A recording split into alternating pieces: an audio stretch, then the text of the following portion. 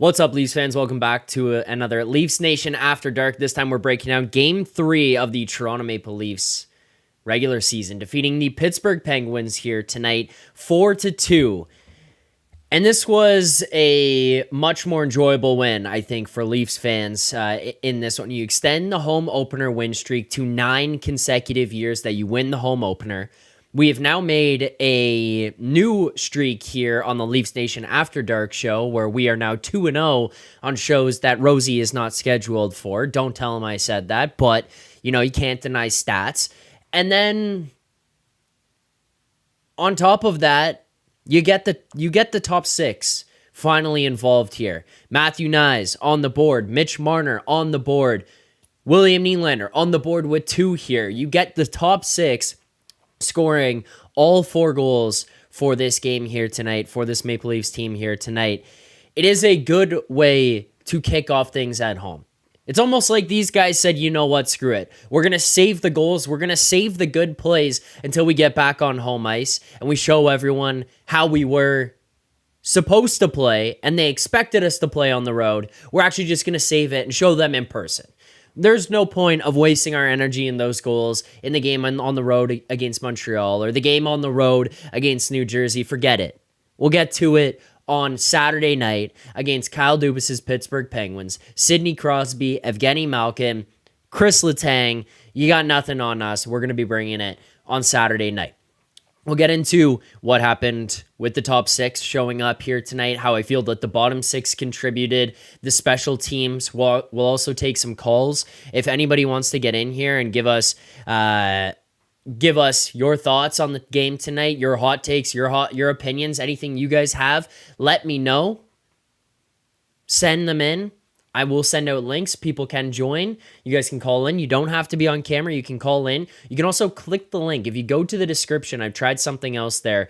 Call into the show. Take that link, copy and paste it. You should be able to call in. You guys can let me know your thoughts. We'll get you in here to give your thoughts and opinions on this game here tonight. I want to know how you guys feel about this one. I want to know just your general thoughts about what we saw. But let's start to get into where we're at with this game. What ended up happening with this Leafs team in order to get this win tonight?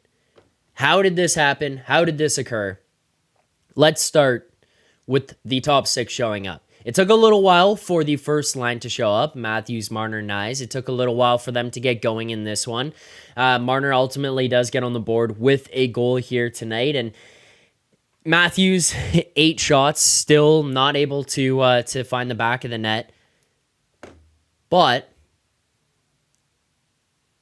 I think that this was a much, much better performance from them. They were generating a lot more. It basically really didn't start until the second period either, where I felt like they actually started to dominate and kind of get to it and take things to this Leafs team, to this Penguins team with that group going out there and being able to maintain offensive zone pressure, hold the puck in for a long period of time, create chances, get pucks on net. Like, it took a little bit for them to get into it here tonight, but once they did, they looked really good. They looked dangerous. And then from about halfway through the second period, all the way until the end of the game, that group was able to create chances every single time that they went out there on the ice. So it was nice to see because it did take a while for them to get to it and get into it there, but it pays off. I mean, we had to wait 2.5 games to see it and to see them show up, but they did. And I think that this is a pretty good performance from the boys all around tonight. One of the other major positives, William Nylander basically took over from the very start. He, from the first time he stepped on the ice tonight, looked lethal. Every time he came over the boards, every time he had the puck on his stick, he was a weapon. He was controlling play. He was controlling the pace. He was very, very capable of maintaining the puck in the offensive zone, not losing it, generating opportunities. RJWI saying there in the chat, Nylander was like himself. He was. He was like himself tonight. He actually finally started to kind of get back into what we saw William Nylander being last year when he when he was able to put up the career high in points and goals that he did last season to get himself that contract. That was what I thought he looked like tonight. Now, a couple of notes. First period, we went into this one. I talked about it in the game preview. Bobby McMann, William Nylander, Pontus Holmberg. That was the line. I thought that William Nylander was going to be able to excel in that line because he was going to be the focal point. There's no sharing the puck around.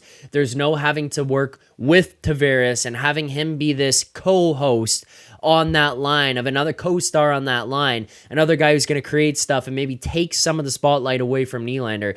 You knew from the beginning it was going to be Nylander all night. I don't think Pontus Holmberg has been overly impressive. I think Craig Berube gave him an opportunity here and said, hey, you're going to get some more minutes. You're going to get some tougher looks. You're going to be able to play with Nylander. Let's see what you can do with this here tonight.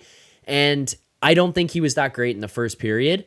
Hence, Craig Berube making a switch. This was a purposeful switch, though. Not some ridiculous flip-flop switch with Holmberg to Domi and the Holmberg to Domi. Like, one shift it's good, one shift it's bad.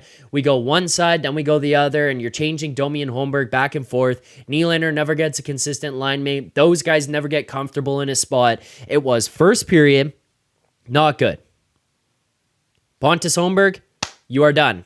Go to the third line. We're going to change things up. Max Domi fills that spot. And Max Domi looked really, really good alongside William Nylander as well. I want to give kudos to him there too, because he stepped up into that role. He stepped up alongside William Nylander as, hey, I'm going to be the second line center. I'm going to fill the shoes of John Tavares. And basically, from the moment he got on the line to the end of the game, it was dish, dish, dish, dish, dish. And he created a ton of opportunities for William Nylander and for that second line.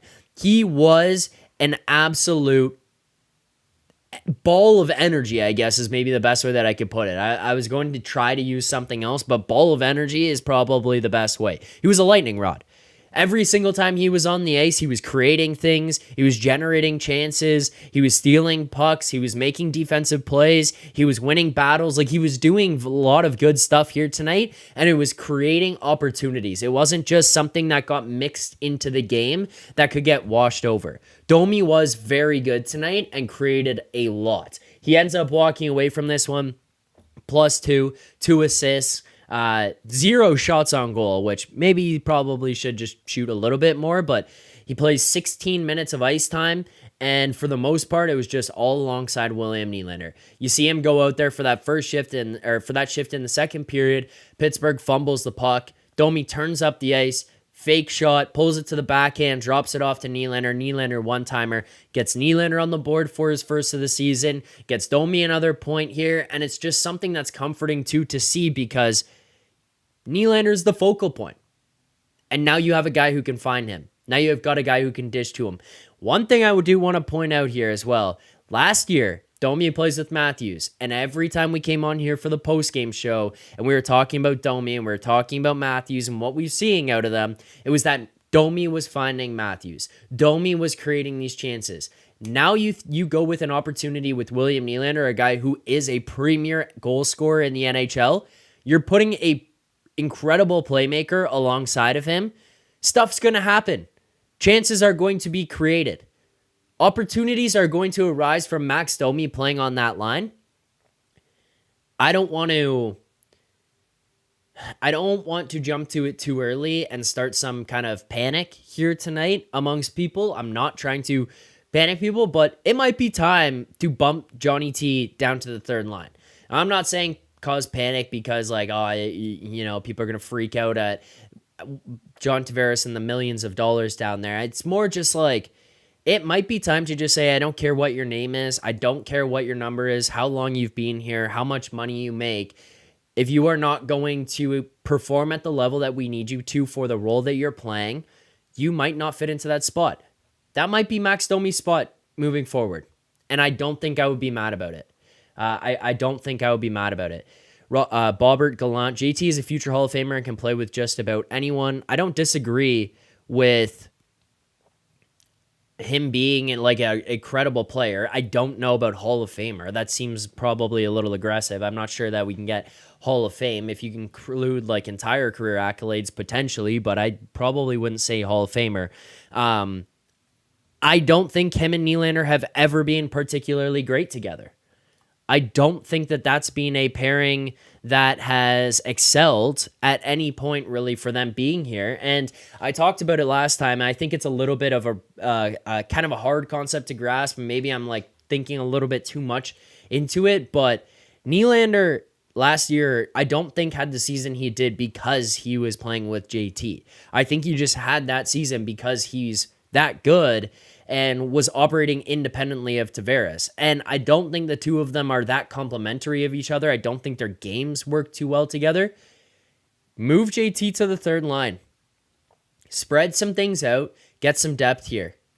Depth in your lineup. Then you can have John Tavares as your third line center. I know it's a little bit of a gap in that second spot. I don't think Max Domi excels in other areas, but in terms of how much they were generating and how dominant they were on the ice every time they went out there, I think that that might be a good line to start to lean on going forward. I do think it would be a good line to lean on. I know it's going to worry people because you're paying a guy $11+ million to be on your third line and be your third line center. But I think it helps the team in the long run. And if ultimately your goal is to win the Stanley Cup and not please egos and just help people and not hurt feelings, go to it.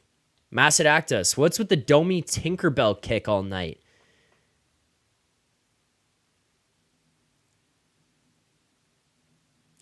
I like it. I'm a fan of the leg kick. It got him on the first one. It got Blomqvist, I think that's how you say it. It got him. Nylander coming in. You're on a 2-on-0. Everyone in the building is thinking this guy's going to pass the puck. A, it's Max Domi. He's a disher.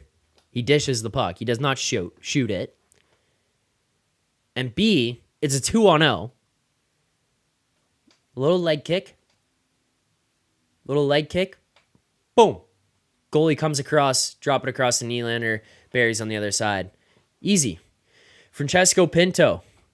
Zach, Domi proved it last year. He needs to be with Matthews. It's clear as mud. Quit wasting time here. We are here to win effing games. Yeah, I mean, we are here to win games. I'm not disagreeing with that at all, but Matthews generating chances. I think he just needs to see one go in. I don't even care if it's an empty net goal, but he's 3 games through the season now. He doesn't have a single goal. Last year, he had 6 goals in the first 2 games. Like, it felt like he was going to score a hat trick every single night, and every time he stepped on the ice. I would rather have Domi play a 2C alongside Nylander, create Nylander's opportunities. I think Matthews will come here. I also think that I love Matthew Knies in that spot, and he deserves to be a first liner. He has firmly grasped the first line spot. I think that he deserves it. We are going to take callers here. If you guys do want to call in, check the link in the description. You should be able to copy that and go into the caller waiting room. And we will get you guys into the show here tonight if you do want to call in and you do want to give your thoughts on everything that's gone on in the game, all that kind of stuff. I want to hear from you guys. This is a caller show. This is a fan show. I want to know how you're feeling. I want to know what your thoughts are on the game as well. If you are watching right now and you haven't already, please hit that like button, subscribe here to the channel. We will continue to break this one down. We'll be back for every post game. And as well, Nick and Rosie. Well, Rosie probably banned from post game shows for the foreseeable future because every time he comes on, we lose. But, yeah. We do have a super chat here. Let's get to that.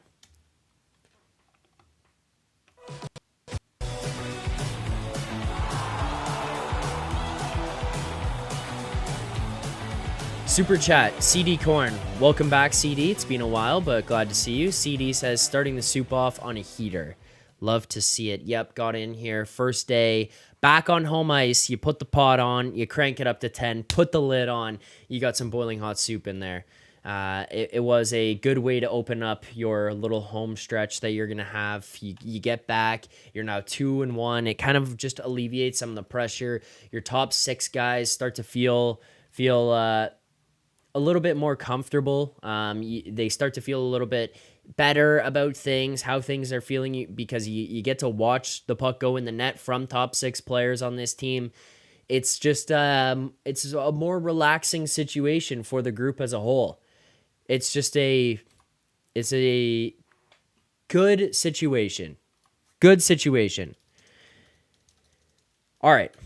Let's see if we can get this to work. This will be the first time we're trying this via this method for the Leafs Nation After Dark show. We're gonna take callers here. I appreciate the super chat there, CD. Thank you very much. But we are gonna take callers here. We're gonna welcome to the show for the first time here on the After Dark, I think, someone who has called in plenty of times, called in on previous channels, someone who follows along very closely, and you see him in the chat here. Welcome for the first time ever to the Leafs Nation After Dark, Alex A. Alex, how's it going?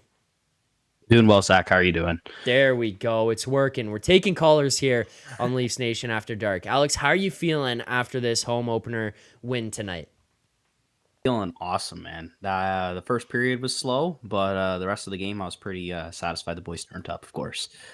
Yeah. It was nice, right? Like, it was like a little bit of a slower first period. You started to have some concerns. You get that power play goal from the Penguins that scores, and it's like you kind of feel bad for Stolarz because not really much that he could have done on that play. You let Letang kind of walk right down the middle and rip just a absolute blast from in tight. McCabe's trying to get across to block it. He kind of covers off in front of Stolarz' view. He rips short side. Holmberg's going the wrong way. I think that probably also leads to Berube not being overly impressed with him as well.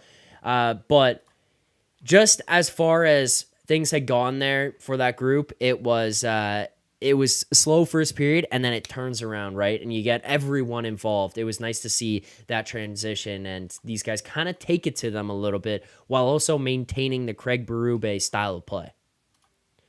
Yeah, no, I couldn't agree anymore. I think I've liked the style Berube's brought to the team so far. Obviously, we're only 3 games in, so not to get ahead of ourselves, but defensively, I thought we looked a lot better, and on the PK too. Even though we let the goal in on the PK, it was absolute snipe by Letang. Like, to be fair, that was a snipe, right? And like you said, not really much Stolarz could do, unfortunately, but I think he's been awesome too. What are your thoughts?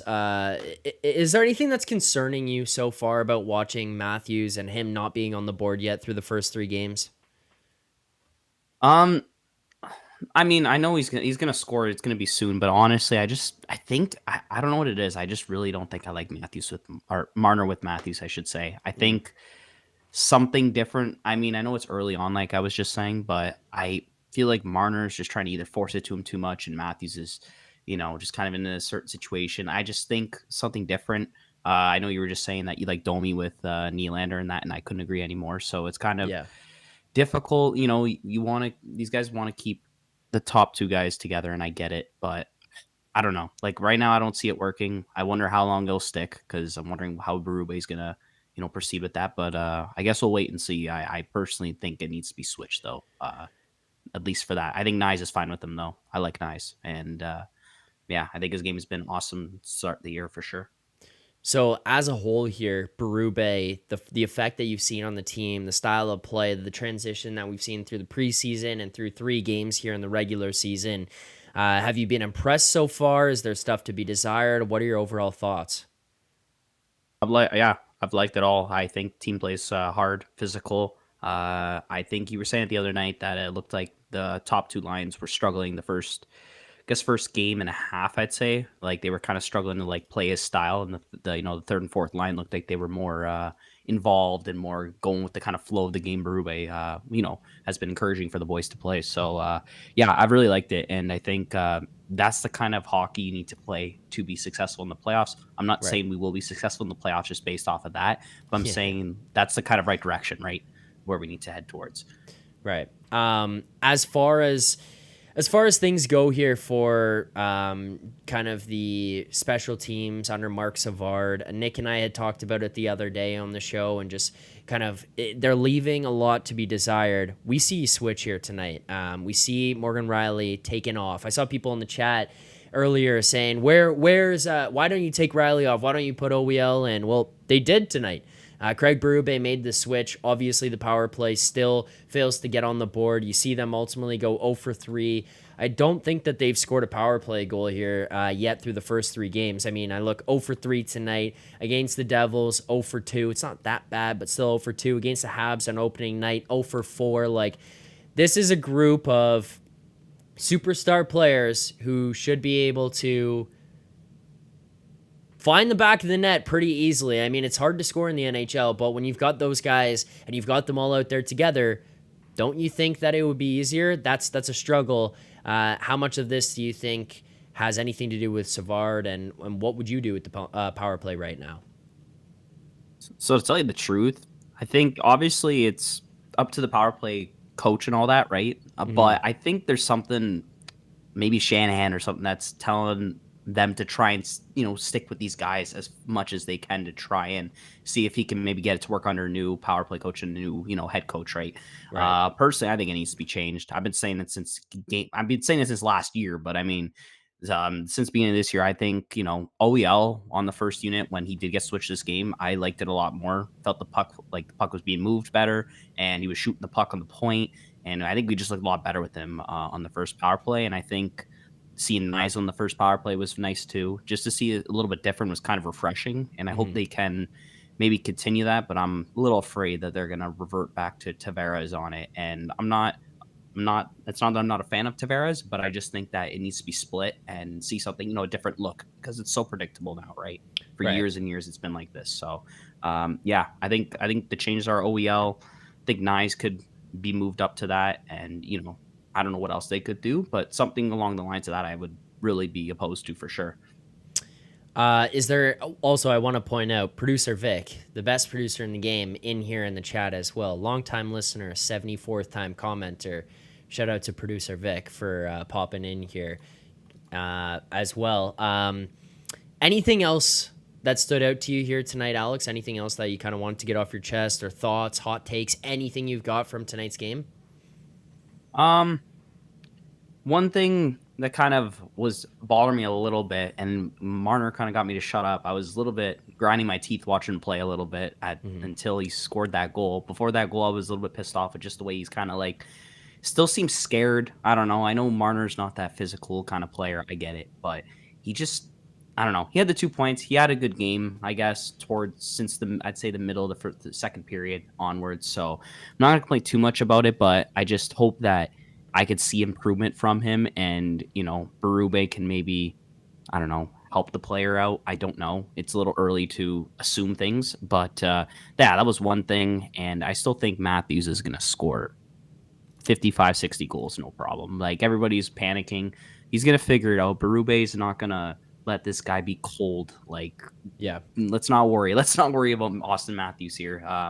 Maybe if it's a lot longer than this, then I'd be a little more concerned. But I think the coach isn't going to just be stubborn with something one way and not try and get the guy goals, because he knows that's his most elite goal scorer on the team, right? So, that's really it. All right, Alex. I appreciate you calling in here. As always, good to hear from you. Good to get callers here on the show. Also, was this an easy enough process for you to get in here and figure this out? Did it work fine? Yeah. Okay. Yeah, for sure. It was similar to last time. It was just pretty easy. So all right, that's good to hear. That's good to hear. So for anyone else in the chat, if you guys want to call in here as well, you can hop into the waiting room. There's a link in the description as well. Alex and one of the other guests who will be coming up here shortly, I've spoken to them separately, privately, so they did have the link. But for anybody else who wants it, you guys can grab that link in the description, click on it, enter it in. You just jump into the studio. You'll be in there waiting. You guys can call into the show here tonight as well. I want to hear how you guys are feeling. But Alex, as always, thank you for taking the time to call in here tonight. I hope you enjoyed the show so far and enjoyed the show the first couple of games in the preseason as well, and hopefully you enjoy it the rest of the way. Yes, thanks, Zach. I appreciate it. I'll be still in the stream. Thanks, appreciate All it. right. There you go. There is Alex hopping in here. We're going to get to another caller here shortly. We will get to another guy to come in. As we get to that, I just want to remind people, if you didn't know, and as we get to this next caller, this show, this segment is powered by Square.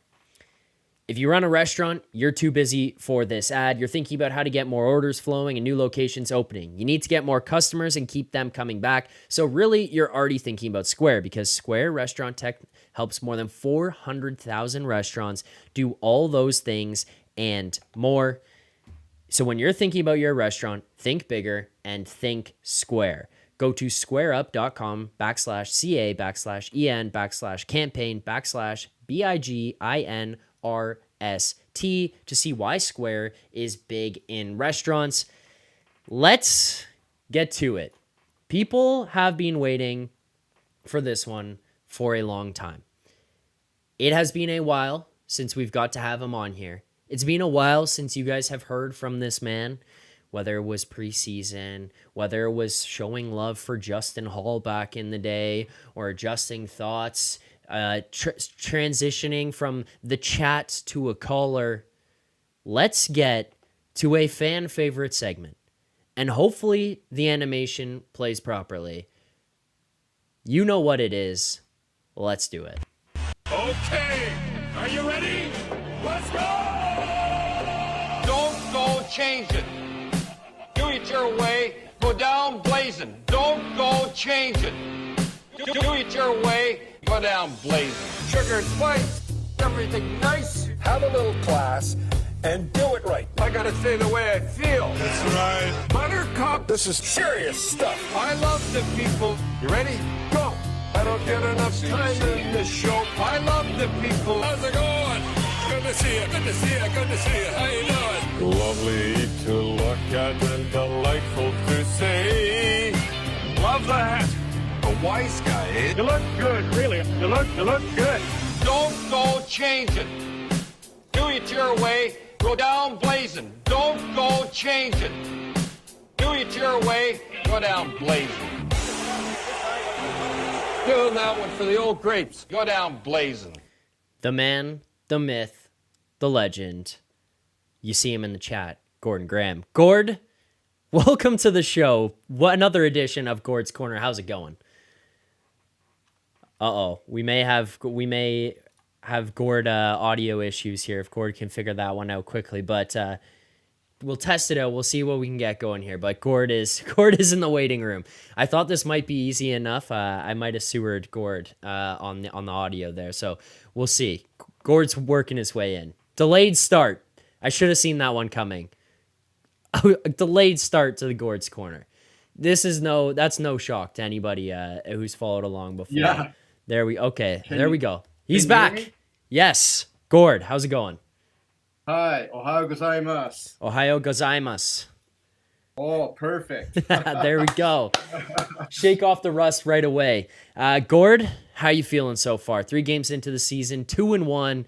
A lackluster performance in game 1 against the Montreal Canadiens, but you win against Sheldon Keefe. You win against Kyle Dubas' Pittsburgh Penguins. What's the vibe like right now out there in Japan?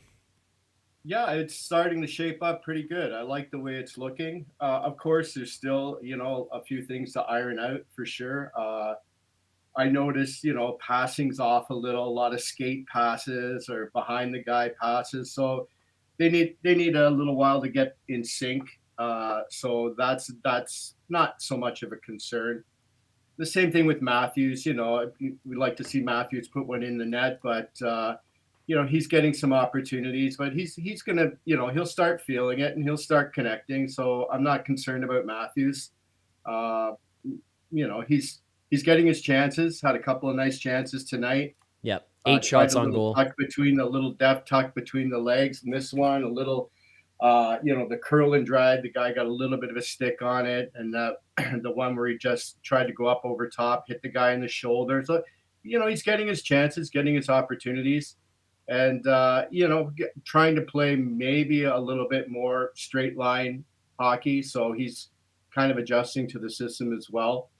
So I'm not concerned. I'm not concerned about that line. Mm-hmm. Little concerned about the Tavares, Domi, Nylander look the first couple of games. That didn't look too well, but Domi and Nylander look great tonight. Yeah. Yeah. I think that there was a change in dynamic as well. Like, this was not some new thing where Domi and Nylander were suddenly playing together for the first time ever, but it's the change, right? Domi goes from the wing on that line. He's kind of just another piece. Tavares is the center. He's the guy kind of draw some of that attention to. Tavares is out. He's out with illness, doesn't play tonight. Domi obviously started as third line center. He gets bumped up to second line, and now it's the Domi Nylander show. It's the two of them. They've got Bobby McMahon on the other side, and yeah, they were playing together before, but they had Tavares between them. It just felt like a very different dynamic. Now, who knows? We'll see how things go when Tavares comes back and what Berube decides to do with these lines. And maybe it's a bit unfair. Maybe part of it was just that Nylander just wasn't good in the first couple of games, and that's why things weren't going that well. But that being said, it felt different here tonight, Gord. Yeah, I think with Domi at center, there's more opportunity for he and Nylander to play that kind of give and go game with which both of them have speed and Domi's such a good disher, and we know that Nylander's a shooter, right? Well, and John is a shooter, right? Tavares is a shooter. So you got two shooters working together. It doesn't really click, right? I know Domi's there on the wing, but it's better to have him in the center where he's has more opportunity to distribute the puck, right? Yeah. So I like that dynamic a lot. I noticed Berube after that. I think it was a very last play of the first period where he had a really nice play, and McMahon got the puck on the wing. He had Nylander backdoor for an easy tap in, and he shot it right in the crest of the goalie. And right after that, he switched the lines up and put Robertson up there to get a little bit more offensive dynamic with that line. So he switched that line up. I don't know if anyone else noticed, but he pulled McMahon off that line right after that play. Yeah, he did. Yeah. Hey, look, Look, I'm a Robertson fan, but I definitely, if I had to take one of the two, I would take McMahon. Yeah. Let's put that out there, just because he's more stout. But I think McMahon is a bottom six guy, even though you'd want him to be more like a Knies, kind of get in there, loosen pucks, drive the net, drive center ice, do all those things that you want that heavy guy to do on the top two lines, definitely. But he doesn't quite have the skill, I think, that Knies has. I think Knies has a little bit more skill, and he can play in the top six, where I think McMahon is more suited for the bottom six. And maybe, I'm a Robertson fan. I really am a Robertson fan, but I definitely can see where you're at when you criticize Robertson. He's light, he gets pushed off the puck. One of the things he's really weak on is breakouts down along the wall, being that guy to chip it out down along the wall. He often gets the puck stripped off him down there. So there's little parts of the ice where Robertson's game is definitely lacking. So yeah, I can see your criticism, even though I'm a big fan of Robertson. And I think if you have him up in the top six, you can utilize his skill there. And I like that dynamic, that even though on paper you look at that and you go, I don't know, Nylander, Domi, and Robertson, that looks like a defensive liability right there. Like all three guys are kind of lacking defensively. But in terms of offense, like they certainly, are much better suited than having McMahon on that line, I think, anyway. Well, I mean, Gord, I think part of it would be my thoughts on Robertson are not as much. Yeah, there's concerns about defensive stuff, but my concerns more so are it's kind of, if you don't score, what are you doing? And I feel like he lacks a lot of other areas. It's not even necessarily just like, oh, it's not that he's not good defensively, but it's like, is that a guy that's winning you battles? Not crazy. He's not like doing a lot of other stuff with like the takeaways and kind of things that Knies can do, or winning physical battles that Bobby McMahon could do. He's not a guy who's going to kind of impose his physical will on you. So I have issues with some of that. Yeah, if he scores goals and he's creating chances and stuff like we've seen him do through a couple of these games and a lot in the preseason, I would agree. Like, yeah, he's very effective. My issue more so with that line would also be not as much defensively. Yeah, there's some problems there, but I think that line can carry things offensively through 82 games enough to mitigate some of those defensive issues. My issue would more lean towards what happens when it turns into a slower, tougher, kind of grind you down game. No, Nylander is not the guy who's going to go and drag you into it. Max Domi is not afraid of it, but we also seen those two guys are very capable of playing in a style that kind of gears towards that. Nylander's being the most consistent playoff player that this team has had over the last like 5 years, basically. He's kind of not, it's not that he thrives in this physical atmosphere, but he's shown time and time again, he's not going to kind of get snuffed out by the game. Then you have Domi, who lives in that. He lives in the mud. He needs the mud to play the style of game that he's going to play to get better and kind of improve his line and make things more interesting. Is Nick Robertson the fit on that line? Is he the guy who changes things? Because I saw you comment early on, I think it was on one of the morning shows, that you would rather have a guy like Robertson in the top six and Knies in the bottom. My counter to it is that Knies does something different than the other guys. Knies does something that Matthews and Marner do not. He does something for that line that provides some diversity amongst the three of them. He wins battles. He gets in hard. He does all those things that you need a guy in the top six to do to help muck it up alongside your best players, because they just kind of didn't have that before. And look what happens with Zach Hyman with Connor McDavid, or when he was here in Toronto with those guys. Michael Bunting was a piece that slid into that line and was able to excel there as well, because they had a guy who grits things up. I don't think Nick Robertson does. That's why I love Knies there.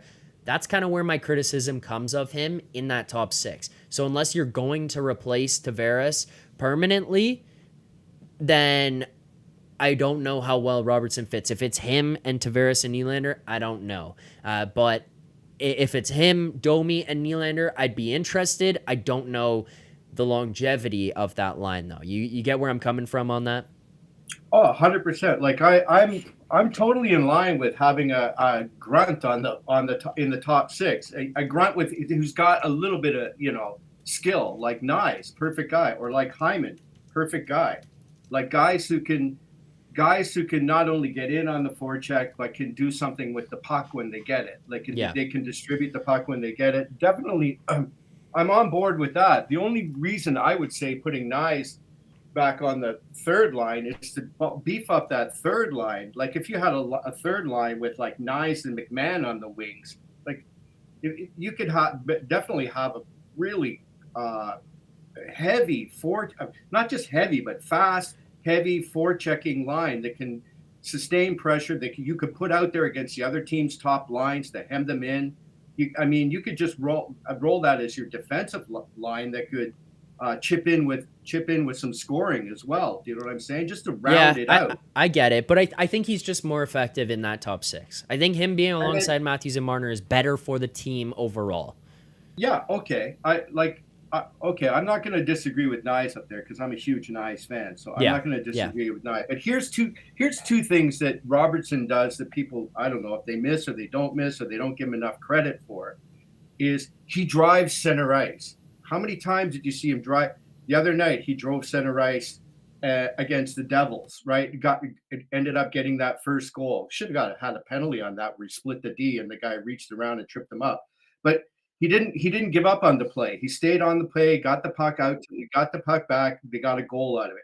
Drove center ice again and again and again tonight. He's driving, so he's a small guy, but he's not afraid to drive center ice. He'll get in there on the end And that opens up opportunities for guys coming in, push the D back, guys coming in. So guys like Nylander can, use that open ice to get a shot off.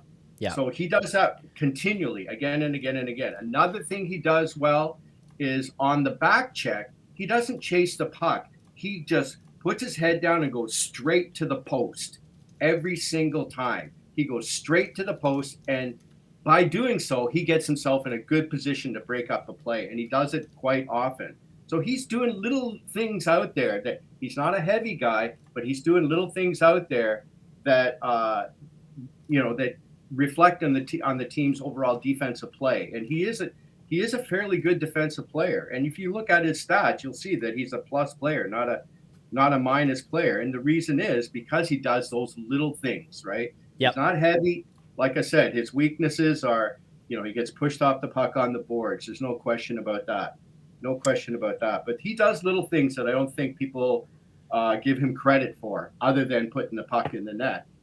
So, yeah. That said, if a deal were to come up, like he's on a 1-year contract, he's going to look for probably a bigger payday at the end of it. Say he comes out of this year with 20 goals under his belt or whatever. He's probably going to price himself out. He's on a 1-year contract. If a deal comes up where if they could get somewhere, maybe a heavier winger or another D, then, Tanev didn't come out for the start of the second period, and right off I'm going, oh my goodness, here we go. I know. Here we go. And it's like, wouldn't it be nice just to have another solid D back there if possible, Yeah. So if there's, if there's a trade that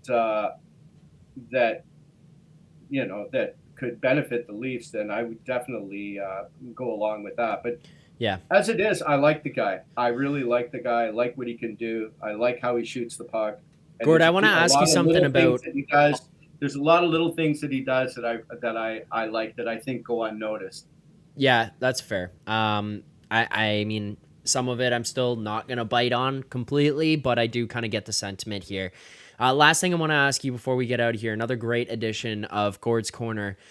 Gord, one thing we've talked about a lot, this has been, I don't know, I think I've virtually known you for 3-4 years here now. We've talked about whether about in the chat or Hugh calling in, whatever, power play woes. 3-4 years later here, and it's the same conversation again. New guy. Thankfully here tonight we see Ekman-Larsson swapped in for Morgan Rielly, but what do you make about the struggles? 0 for 9, as Nick tweeted out, through the first 3 games. Sorry, mine just went blank on how many games. First 3 games of the regular season here. What the hell is wrong with this group? What's happening? It's the exact same issue, and I think it's the exact same thing that I keep saying, that how to rectify it. There's 2 things. We need a more fluid guy at the back. If that's Oliver Ekman-Larsson, I'm glad. I was surprised, but happily surprised to see that they switched that up, because Rielly, I like Rielly, but he's a good guy at rushing the puck out of his zone. He's not a guy to quarterback the power play. He's too stiff. He telegraphs the passes. He waits too long to make that pass, so the D gets all set up. Where you can look at Larson, Oliver Ekman-Larsson, he just banged off the, it's off his stick. If he feeds the wing or whatever. He's smooth at breaking the puck out. He's been impressive early. Pardon me? He's been impressive early here. He's been impressive early. I'm more impressed. When they picked him up, I thought, why didn't you go after Zadorov? Why? Instead of, I know he's cheaper, but you got him, and maybe you could get, maybe get rid of a Yarncroc or a Liljegren. That Liljegren contract is a head scratcher. Yeah. When it happened, I mean, that was a head scratcher. But I thought maybe Zadorov was the guy to go for. But then I didn't realize OEL had a bit of a bite to him, but he's got a bit of a bite to him. He gets a little bit nasty with those cross checks in front of the net, and I like that. And he transitions the puck well. He gets the puck out. So with him and Tanev, it's that's a night and day in terms of breakouts for the Leafs. The Leafs are breaking the puck out much smoother. Those guys are getting it up to the forwards much quicker, much better. But the bottom line on the power play is we got to get a guy who can distribute the puck on the back end a lot better, a lot smoother, a lot quicker. Yep. To get players out of position. And the other thing is, again and again and again, I sound like a broken record, but Tavares in front is not working because he just stands off to the side of the goalie looking for those tips. You need a guy, if you're going to have a guy net front, he's got to be right in the goalie's kitchen in his sight lines. Mm-hmm. You got to take away the guy's eyes, and you can get tips from there on either side of your body. Tavares, he's on one side of the goalie, and he's usually really tight up against the goalie. So even if you're going to get a tip, there's the odds of him going through the goalie in that tight a position. And it's again and again, you can see it. It's just like, oh my goodness, what are you doing there? That's why tonight I saw Knies there, and I've been begging for that. Oh, put Knies in front of the net. Put Knies, because he's a bull. I like that you can't adjustment. move out of there. Yeah. And he's got enough deft hands where he can, pull and tuck those rebounds and stuff.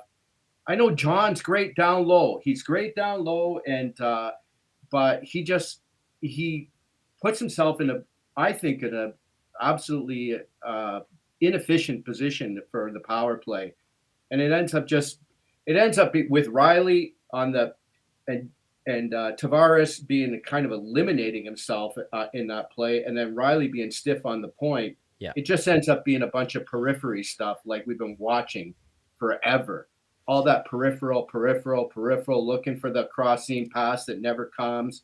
It needs to be. And then who's it? I saw. Sorry, this is the last I'm going to say it. I saw Paul Maurice talking about Oliver Ekman-Larsson, and he said he's the best guy I've seen at sifting the puck to the net, not the hard shot, but just sifting the puck through. That's what you need on the point, not the big clapper. Although that was a nice Letang tonight, but not the big clapper, but that just sifting the puck through with Knies in front. You know what I'm saying? I think they're going to get a lot more. Still, of course, you want to move the puck around and get the shot off with the big guns, Nylander or Matthews. But I like to see a lot more of those sift the puck through with the guy in front plays. Yeah, I mean, I think it's a good breakdown of kind of what we've seen with the power play, some of the issues. Some of it is just simplifying it, right? Moving the puck with a little bit more purpose, quicker. I don't know. There's some issues here. It needs to change. It needs to change quickly because this is an issue that we've had come up every single year in the postseason. It comes up as the game tightens up as we get closer to the postseason. So let's change this now and let's get good habits. But Gord, appreciate you as always for calling into the show here tonight. Look forward to getting you back on the live streams, back for more call-ins. Thank you. Enjoy the rest of your day. You're in the morning there in Japan, and enjoy the rest of the show in the chat. Look forward to seeing you in there. Okay. Thanks for having me. Ohayo gozaimasu. All right. Sayonara. Sayonara. Thanks, Gord. Right.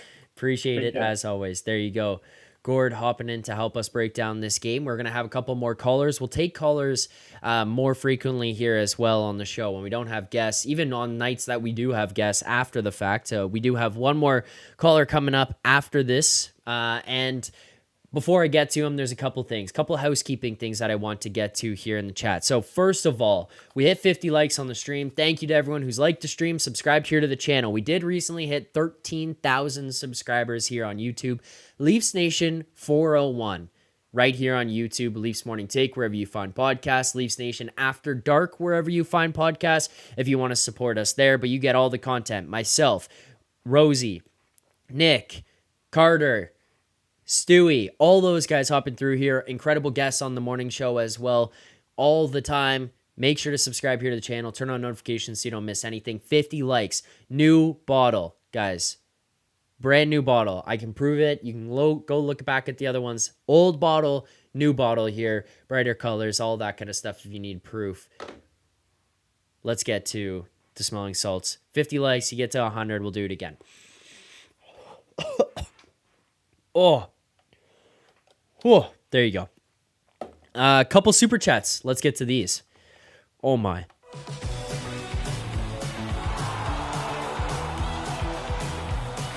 Live, we got Always Fresh here.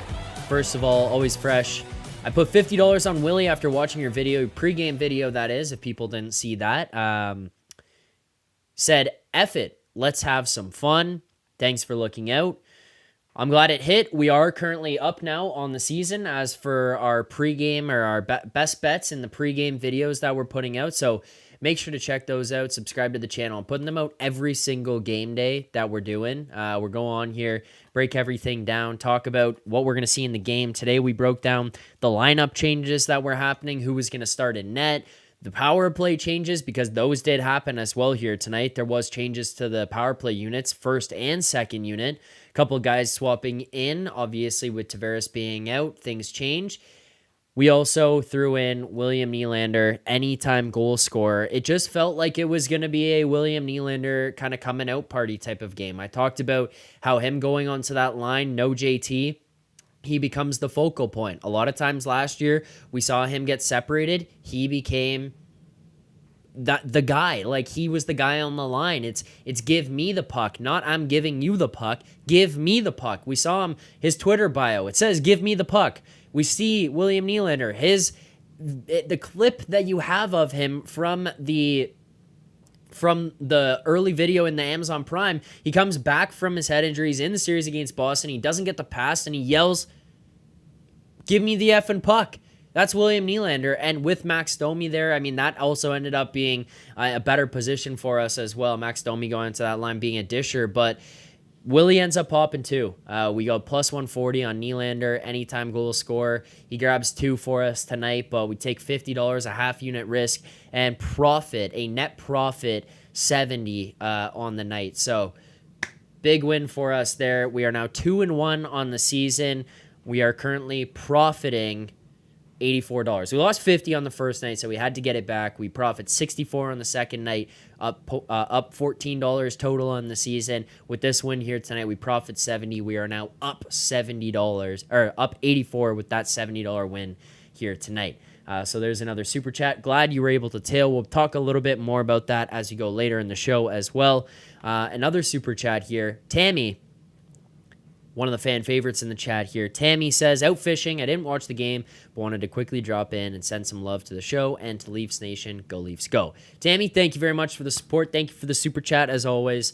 Go tomorrow, watch the highlights, or if tonight's show is enough, hopefully it kind of explains what went on in this game as well for you. So thank you for the support there as always, Tammy. One more question before I get to our next caller. One more question. We'll get to this question, the caller, and then our final segments of the night. Let's get to a question from Producer Vic. I think this is an important one. Producer Vic points out and says, don't want to get negative in here, Zach, but do you think we see Myers in the lineup on Wednesday instead of Benoit? 4 minor penalties in the last 2 games. Is he trying to do too much? I don't see. I wouldn't be surprised if we see Myers. I don't know if the guy is Benoit. I understand the question because of the penalties and kind of seeing that. It does seem like he's really trying to show he's playing Berube hockey. But I think if we go back and watch the tape, I mean, we're not privy to the conversations behind the scenes and in the room, so I don't know exactly what's being said and whether or not he's kind of talked about like, hey, this is what you have to, hey, stop doing this. I don't know if he's telling Benoit to pump the brakes on some of these things or saying to do it, but Martian Puck 89 pointing out, and this is kind of where I'm getting to, look at some of those calls, man. They are weak. Like, they're weak. Like, that's kind of the issue that I have with, like, taking him out because of the penalties. I agreed with Nick. Didn't think the one where he got the roughing penalty against Timo Meier against the Devils was a penalty. Thought that was just kind of the refs being heroes trying to make an example. Not worth it. Not worth a penalty. The penalty tonight, there was one that he took tonight that I kind of sat there and was like, I can't believe that just got called. Pacioretty penalty. Those are other ones that are being called, and it's like these seem just soft and like they're doing it for the sake of just calling penalty and saying that you gotta, like, hey, you can't do that. That's not gonna happen. I can't even remember what the penalty was here tonight, but I remember watching it being like, that's a joke. This guy got sewered with that penalty, and this is a guy who's getting these over and over and over again. And I don't think it's too much his fault, really. Like, I really just don't think that he's doing too much here to kind of generate those or have those happen. I do think he probably needs to dial it back a little bit. But yeah, I think that it's more of a conversation that happens. If they have had that conversation already, then yeah, maybe it leads to this direction where he's like, hey, you got to relax. And he does this again and takes another couple minor penalties. And Berube says that's enough. But where I was going to go is the potential for swapping out Timmins. Has not impressed me too much. I know that it seemed like Berube liked Myers in the preseason, liked him in camp, likes Benoit here, obviously. Don't think there's any need to change Benoit and McCabe and put those guys together again and change Ekman Larsson and McCabe because they've been, Ekman Larsson and McCabe have been good together. I've really liked Ekman Larsson's game so far. If there would be anybody, personally, I would be probably looking to switch Timmins and Myers, but I don't know. I would kind of like seeing Myers get an opportunity. I just wouldn't do it for Benoit. If you get one more game though, Vic, I would say yeah, maybe if you get one more game where Benoit goes in and does something like this again, yes, I could see that being the case where he's like, all right, dude, like let's relax. Let's get to our next caller here. Another one to help us break down tonight's game. Let's welcome to the show for the first time here on the Leafs Nation After Dark as well. I think pretty much everyone at this point who's going to be calling in is going to be first time on the Leafs Nation After Dark show. I don't know if I've had too many guest call-ins at this point. I can't remember. I got here in like March, did a couple games to end the season, then playoffs. And in playoffs, the boys were hopping on all the time. You guys in the chat were going nuts every time. So not entirely sure there, but if he's here, let's welcome to the show, Mark. Mark, you got us? Yeah, I'm here. There you go. Mark, how's it going? Pretty good, especially after that last game. That was quite an impressive game, to be honest. It got a little bit tight in that last section there, that third period. Yeah. They could have tied it up, and after seeing a Jets versus Blackhawks game, which, yeah. Yeah, I mean, saw that was painful. So yeah, I was kind of hesitant there, kind of scared there. They were going to pull something similar, but very happy they didn't. And if there's one thing I can definitely take away from this game, I think we need to rely on the two goalies we've seen these last two games against the Devils and in this game. I think Hildebeest and our boy Stolars in this game are the goalies to go with. I don't know exactly what is happening with Woll. Yeah. But, I mean, we've seen enough. Yeah, I mean, it's a shame because Woll is a really good goalie. I think he's really good when he's in the net, but the problem, one of the best quotes ever, I've heard it from many, many people about, doesn't matter what sport position it is, the best ability is availability. And it doesn't matter how good you are. If you're not available, then what use are you to the team? Relying on Joseph Woll to be here regularly, I don't think is something that we can kind of do, that we can get to that direction of as of right now, because of the injury history we've seen before he got to the Maple Leafs, when he was with the Marlies. Then as soon as he did get here to the Marlies, or to the Maple Leafs from the Marlies, he struggled with injuries. Like, it's been something that's plagued him for a long time. This guy missed game 7 of the first round last year after coming in and looking like he was going to be the savior for this team. And if that doesn't tell you enough to then roll it over and miss the first game, the second game, he's going to be out for 7 days of this season. It's a bit concerning. But Mark, you're impressed with what you see now to Hildeby and Stolars. You'd be okay with those two taking us the rest of the way throughout the course of 82 here?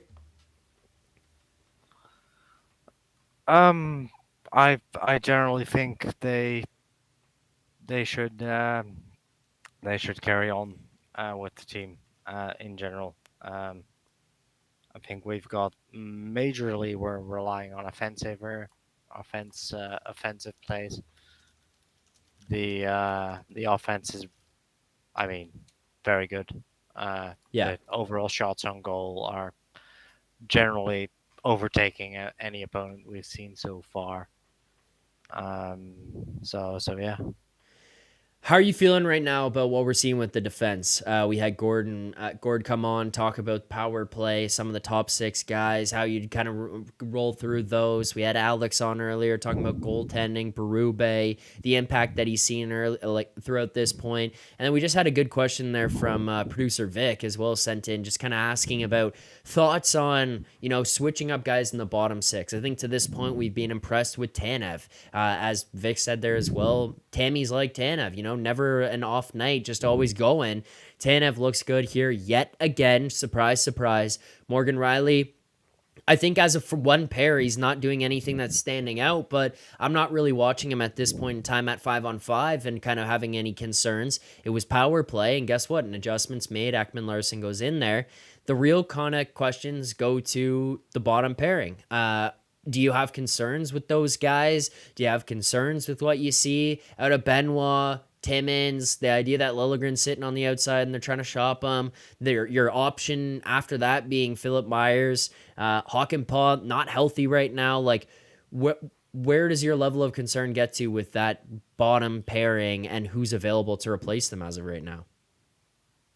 Yeah, Benoit is a bit. I mean, he does his thing. That's the best way I could put it. Honestly, I can see some promise with Myers coming in. I mean, Tanev, I think is very impressive and contains good enough skill for the game and provides solid backing in general. Right. So yeah, if anyone I'd like to see Myers a little bit more when he gets the chance, and I would probably switch out Benoit, to be honest. But even if that's just giving those other guys a little bit more chance to prove themselves in this early season game, because it's still early, we can make some mistakes. And once the season gets going a little bit more, then we really need to start nailing it down. And once those playoffs come, logically, we need to have our game solid. Yeah. Is there? I agree with you. I think it's fine. There's kind of some pieces that you can rotate through in the bottom. Some guys that you could change. I don't think it's like something that pushes you over the top. Putting Myers in instead of Timmins isn't something that makes you just go 82-0 for the rest of the way. There's gonna be some learning curves. There's a reason he's not in the lineup as of right now. Is there anything going on with this team right now that's concerning you early, Mark? I know it's too early to press panic and start freaking out. But that being said, there's some stuff that Nick and I had come on, and Rosie and I had come on, and people earlier in the show here tonight have come on and kind of said, there's this thing in particular is sticking out to me. I have concerns about that. Is there anything like that for you right now, Mark? There's definitely a bit too many penalties. I would agree. I think that is. I think everyone agree. I think everyone knows that, and that's the most obvious. I saw a lot of icing calls, although I do think that most of them were on the Penguins' side. And we want to keep the game smooth, keep it going, avoid some of those penalties, and that's pretty much right now what I can say. Fair enough. Mark, is there anything else you've got for us here tonight? No, I don't think so. I'm a fairly new hockey fan, so I don't have all the insights some of the others might have. But those are just some observations, like especially that goalie point I wanted to bring up. And yeah. I think we really need to stick with those guys, lessen the penalties, and I think we've got a good man in Berube. Well, I appreciate you calling in. However, how long have you been a hockey fan here? You said fairly new. Yeah, I've been a hockey fan for a while, but truly this season I've dedicated to Okay. really follow the Leafs and go in for that. So, Okay. so I know some things, but I wouldn't claim I'm some expert or whatever. That's fair enough. Not asking anybody to be experts. We appreciate the call and appreciate you giving your opinion here tonight. So thank you. Thank you. All right, there you go. Mark calling in to give his thoughts on tonight's game, how he feels about the team so far through the first 3 games of the season. I appreciate him doing that. I appreciate him kind of giving some insight and joining us here on the show here tonight. Hopefully, he calls in the future. As for the D, yeah, like I'm not out on Benoit. I enjoy watching him play. I think what he brings to the game is really, really impressive from a physical standpoint, and what Berube is going to be looking for. I should kind of narrow that down in terms of what I'm saying impressive. I think that what you're talking about when it comes to those is really important. It's the other guy, Timmins. I'm not overly thrilled with as of right now. I don't think he's kind of done enough to say, hey, he deserves a spot in the lineup every night. He's not really kind of being a detriment, saying you got to get him out. But I think as 82 games goes on, we're going to see more and more and more bloopers from this group. So that's from him in that group, especially if he's going to be playing alongside Benoit. Like, it's not like one can help the other one. Bondi Sports Network, yo, Zach, my dad is pumped, a big win, but power play and penalties kill me. Yep, I agree, Bondi Sports. This power play is just dreadful to watch right now. It's not like they're just not getting the puck in the back of the net. This tonight was the best I think we've seen out of this group. I think that this was the best that they've looked when you switched OEL in, but even still, saying this was the best they've looked is really not. It's a low bar because they looked so bad through the first 2. So it's maybe progressing in the right direction. I think if you can get OEL practicing on that group and actually just make the permanent switch, he's the guy, then I think we could see some progression here. I think we could see things actually start to go the right way, but it's got to switch. It's got to switch. I don't want to see Riley there anymore. I'm not trying to panic about it. I don't want to just come here and dunk on him. But, yeah, it's something that's got to be adjusted. The PP has not been great. Mike Batson, PP will be fine. It's the PK that worries me. I don't know why the PK worries you. PK has looked pretty good to me tonight. There was one gaff that happened with Holmberg, goes out to the guy at Letang. Letang kind of backsteps and he bites all the way across like he thinks the pass is going across the blue line. Don't get it. Why are you not just committing to the guy and trusting that Matthew Knies is going to be there as support to get across and help you if the pass does go across? He bites on it, turns around like he's got to go across the blue line. It opens the lane up for Letang, and he steps in. So that's the one. It's just a breakdown. It's a very obvious and easy fix there. I think Berube probably talked to him about it because we saw some minute adjustments as stuff is going on. And as Grace Land there says, PK's been gold. Yeah, like PK, 3 for 4 tonight. 4 for 5 against New Jersey. This PK has looked pretty good. You only allowed 1 goal in the Montreal game on the power play, on the other team's power play, that is, in our PK. So it was just one breakdown, one finite breakdown on the penalty kill that caused the goal there. The other thing was, the only other thing that I have noticed, which could potentially be an issue, the Habs scored on it, and there was an opportunity here tonight for Pittsburgh to score on it. I think it was in the second period, late second period, it seems like there is a Achilles heel to this penalty kill, and it's down low. It's the puck going through the crease. I don't know if they're just relying on Stolarz to be able to read it, be able to make a play on it and get it out of there, or if they're relying on their defense to be able to break up the pass.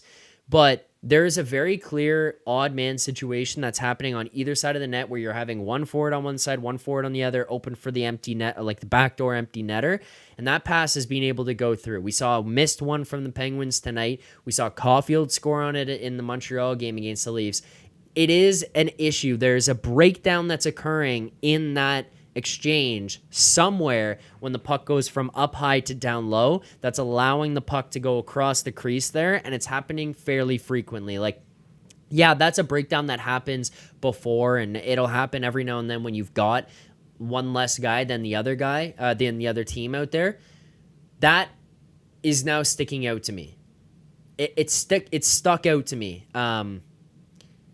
I think that they probably just have to rotate quicker on those, because I think the guys up top are jumping out and kind of shoot out to take away opportunities to get out quickly, take away time and space. You are just going to need to suck back to the zone and have guys that are able to collapse a little bit better so that that pass is not as easy to get across, because I don't like seeing them be able to walk in and converge on the net so easily from down low and be able to go side to side with it. That's the only concerning thing there that I have with the PK. Obviously, anything else is basically just, penalty kill breakdown, goal happens. It happened with Montreal. It happened against the Devils, where there's just a missed opportunity to get the puck out of the zone, I believe it was, and then it ends up being Jesper Bratt steps in, scores, and then here tonight is the Holmberg misread, and then Letang comes in. Those are the concerns that I have as of right now with the group, but that's not really anything that I panic on the PK. I have way bigger concerns about the power play. Couple more things to get to here before we wrap up the show tonight. First of all, 100 likes on the stream. Thank you guys. Thank you, all of you. I appreciate the support. Appreciate you guys subscribing. Let's hit 15,000 subscribers here real soon. So if you haven't subscribed, do so now. Let's get the smalling salts here on the stream. Thank you.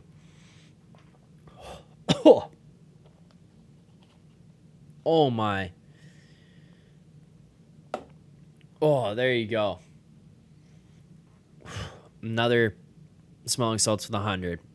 Get it to 150. We'll do it again. Let's get to our betting recap. A couple of you guys, I saw Francesco put down a big bet tonight. William Nylander anytime goal. Watched the preview earlier. Was able to win a bunch of money off that. I saw that. Oh, the smelling salts hit hard. I saw, obviously, the super chat that came in earlier. Always fresh. Letting us know. He also bet the William Nylander anytime goal. Said, let's have some fun. Hits it. Is able to cash there with us as well. Hopefully you guys were as well. But let's recap what went down here tonight. Thank you to Bet365. And the Bet365 Best Bet segment is brought to you by Bet365, proud partner of the Leafs Nation pregame and the Leafs Nation After Dark show. Open an account with Bet365 today and bet on a huge range of markets. So, whatever the sport, whatever the moment, it's never ordinary at Bet365. Use code TLN bonus. That's TLN BONUS to bet today. So make sure to sign up at Bet365. That's obviously where we are placing our bets 2-1 on the best bets so far this season. Betting over at Bet365. We started with the Domi point in game 1. No bueno. No bueno on the Domi point. Plus 128. We got a great number on that one. If you bet it earlier and you bet it with us here on the show, went from plus 128, I think, down to plus 111 before the game kicked off. So you would have got the best price in the market by far. We lose that bet. The Leafs don't score at all. Frustrating. And then you go into game 2. We change it up. Or Domi record an assist in the first one. Change it up. Domi to record a point in game 2. We cash that. Plus money yet again. And then we go here tonight. William Nylander, anytime goal, and the kid scores 2 for us. So, pretty good stuff there. As for the handicap, I mean, I said it earlier in the pregame show, and I do these pregame best bets I will continue to give out before every single game this year. Probably talk with Nick and Rosie, and when I go on there, every now and then we'll talk about it on their show as well, some of the stuff. It was more just I felt like this was the William Nylander game, right? This was the game that we were going to see from Willie where he's going to step up. He was going to be involved and he was going to be a focal point. of this line. He was going to be a guy who had to respond because he didn't play so well in the first two. People are starting to talk about it. The fact that he hadn't shown up here yet. You come back, home opener. He's a guy who loves the pressure, thrives under the pressure.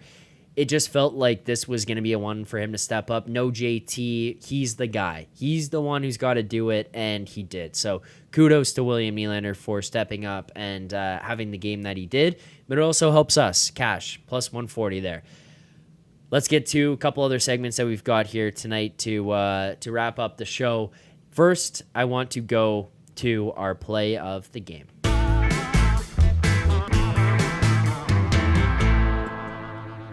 Play of the game. Easy for me here. We're going to go play the game with the Max Domi assist to William Nylander. Simple, but it's just a highlight play that takes place here. Domi comes over the boards. Also credit to Berube for making the adjustment. Holmberg, you're out. He didn't like the way he saw those guys in the first period going together. Decided, I'm going to change this up. Switches it up, puts him onto the third line, puts Domi onto the second line.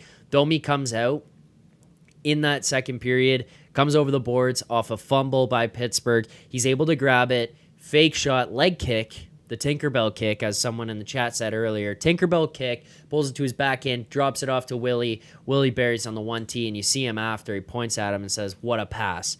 What a pass," pointing at him. It was a...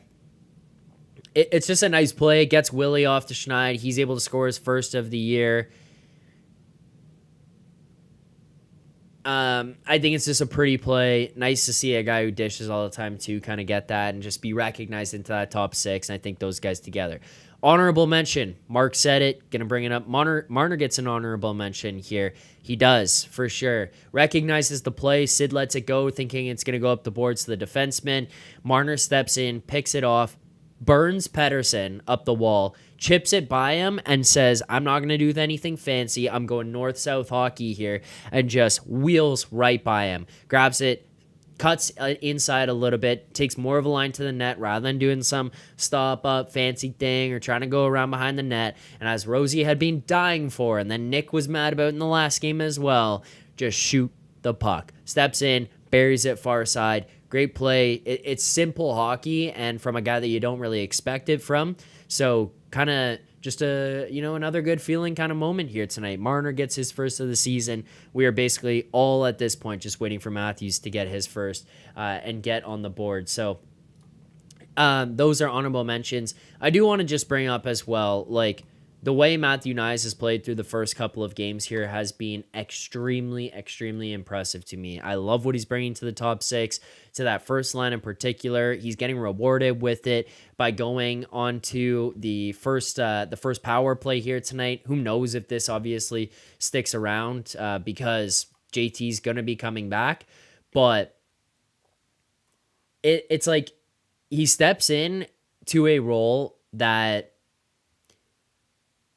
he's got to kind of fill some shoes, and he looks really good. He is a very impactful player on that line. He's a very impactful player because he does things differently than anybody else in that top six.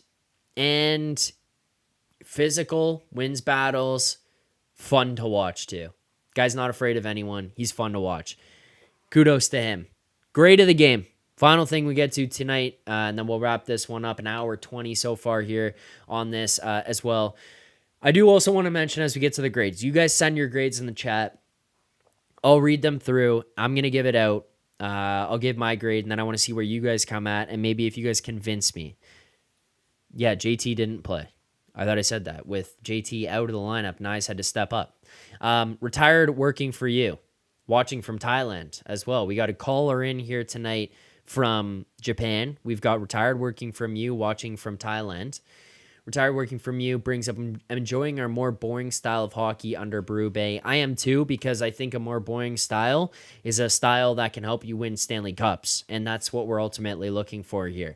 People get mad and pissed off that people want to trade guys and move people and take big swings to try to win the Stanley Cup because they're like, oh, well, if you trade that guy, it might not work out. Might. It's not about might. It's not about might. Who gives a shit about might? It's not a fucking might and making people happy. This is the NHL. It's a business, and the ultimate goal is to win the Stanley Cup. It's not to have a good regular season and put up 100 points and be happy about that and sit here as fans and say, "Ooh, wow, we got to see Mitchie do all this fun stuff." Who cares? Who cares? The goal is to win the Stanley Cup. And if you're not going to win the Stanley Cup with the group that you have or the coach that you have or the system in place, you need to change it up. That's what they did. They brought in these bigger, heavier defensemen. The goaltenders have changed. The coaching staff has changed. The GM has changed. It is a new look. They have accepted that what they had before wasn't working. It's time to try to win the Stanley Cup. And Berube coming in here as retired working for me says, yeah, it's a more boring style of play. It's going to be. But it's a style that is much more conducive to winning the Stanley Cup. Do you think that the St. Louis Blues team that Berube won the cup with was as skilled as this Leafs team? Not even close. Not close. Were they a better hockey team than this Leafs team? Yes, they were. Probably not even close as well, by far. Significantly better.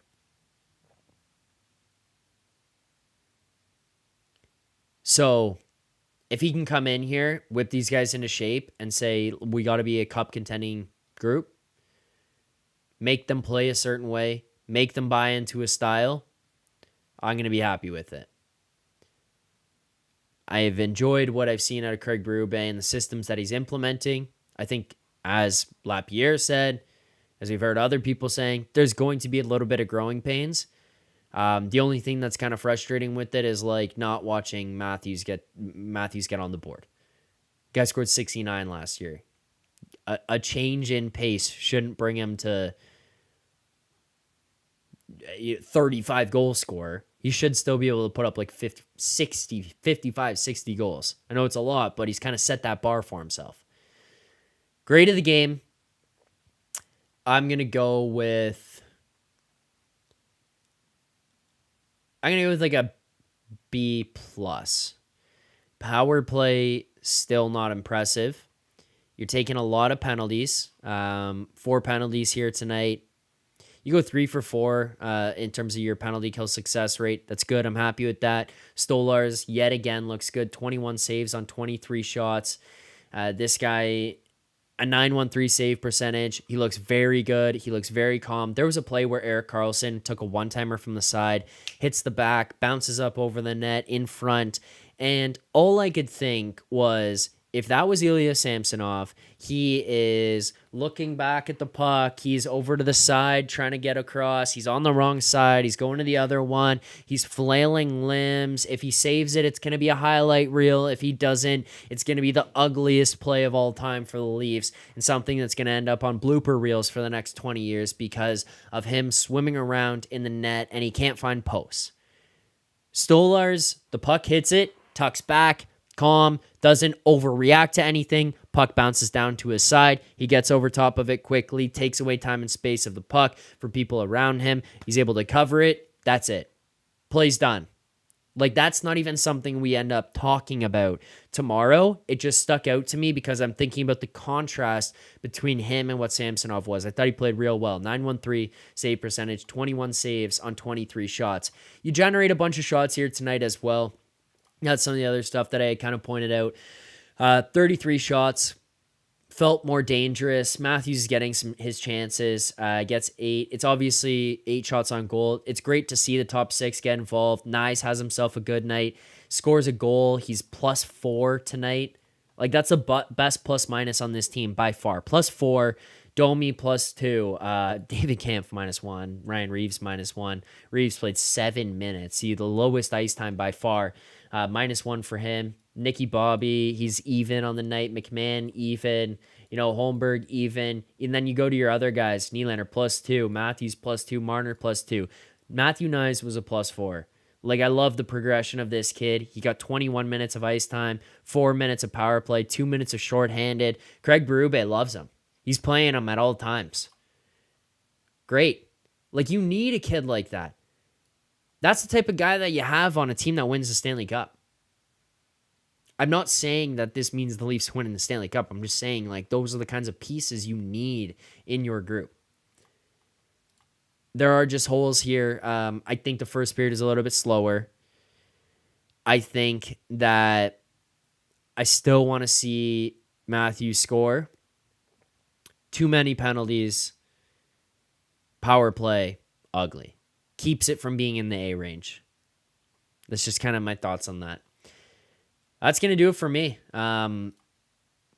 First 3 games, first week back of the 2024-2025 regular season here. Hopefully you guys have enjoyed the show so far. If you have any comments, questions, concerns, feedback, whatever, drop them in the comments below after this video. Make sure to like here this stream so it bumps it up, helps us out. Subscribe here to the channel. We're trying to get to 15,000 subscribers on the channel. If you haven't already, subscribe, turn on notifications. Nick and Rosie back this week. Leafs Morning Take, 11 a.m. Eastern Time. Leafs Morning Take, wherever you find your podcast for them. If you want to listen to this podcast or listen to the show as a podcast, I am also on podcasting platforms. Wherever you get your podcast, the Leafs Nation, After Dark, wherever you get those, make sure to check that out as well. We'll be up after the show. Thank you so much to everyone who tuned in here tonight. Happy Thanksgiving, everyone. I will be back Wednesday night for the Maple Leafs next game. They are playing, should have checked that before, stalling. They will be playing Los Angeles Kings. I knew that. Next Wednesday, October 16th, we'll be live after the game, 7:30 p.m. I believe Carter Hutton will be joining me post-game. So thanks so much for everyone who tuned in here tonight. Enjoy the rest of your night. And as always, keep believing.